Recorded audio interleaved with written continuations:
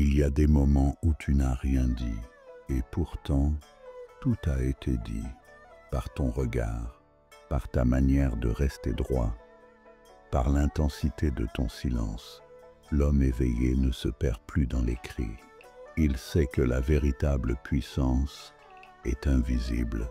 Tu n'as pas besoin d'imposer, tu n'as pas besoin d'écraser, parce que tu as compris que ta parole, ton regard, ton attention sont des armes, des lames fines, précises, tranchantes.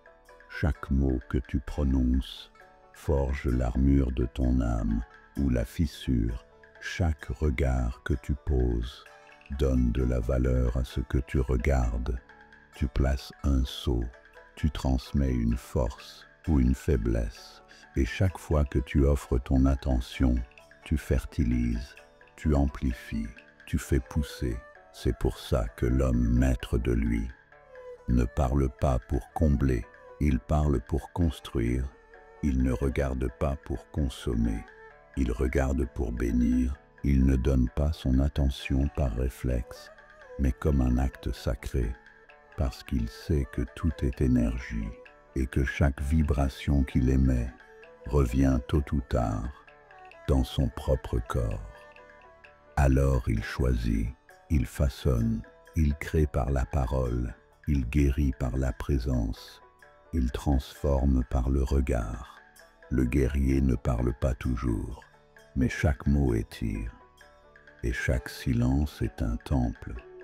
Tu n'as pas besoin de convaincre, tu n'as pas besoin de te justifier, tu n'as pas besoin de hurler pour être entendu.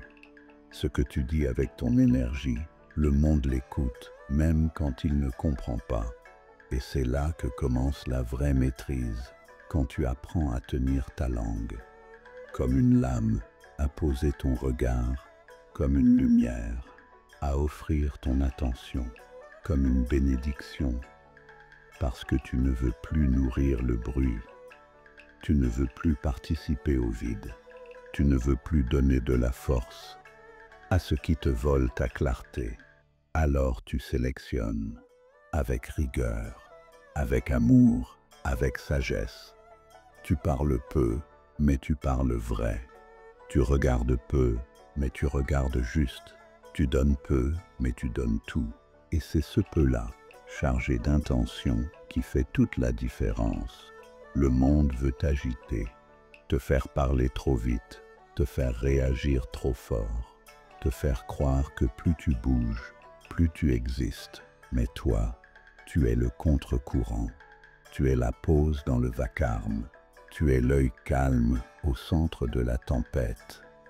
Et à chaque fois que tu reprends possession de ta parole, tu reprends possession de ton royaume, tu te rappelles que ce que tu dis sculpte ton cerveau, modifie ton système nerveux, aligne ou dérègle ton cœur. Alors tu veilles, tu purifies ton langage, tu affûtes ta voix et tu comprends enfin, ce n'est pas l'épaisseur des mots qui compte, mais leur vibration. Ce n'est pas ce que tu dis qui touche, mais ce que tu incarnes quand tu le dis. Et le plus souvent, le plus sacré ne s'explique pas. Il se transmet dans le silence, entre deux phrases, dans un regard franc, dans une présence entière. Alors, marche dans le monde, comme un moine guerrier. Maîtrise ton souffle, soigne tes mots, et garde ton attention, comme un trésor qu'on ne donne pas au hasard. Car tout ce que tu offres au monde te façonne en retour. C'était la leçon du jour. On se retrouve très bientôt pour aller trancher de nouvelles vérités, mon disciple. C'était l'âme du sage.